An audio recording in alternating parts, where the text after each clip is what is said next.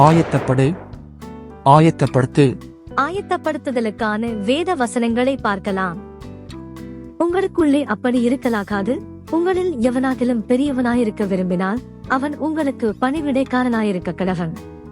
உங்களில் எவனாகிலும் முதன்மையானவனாயிருக்க விரும்பினால் அவன் உங்களுக்கு ஊழியக்காரனாயிருக்க கடவன். அப்படியே மனுஷகுமாரனும் ஊழியங்கொள்ளும்படி வராமல் ஊழியச் செய்யவும் அநேகரை மீட்கும் பொருளாக தம்முடைய ஜீவனை கொடுக்கவும் வந்தார் என்றார்.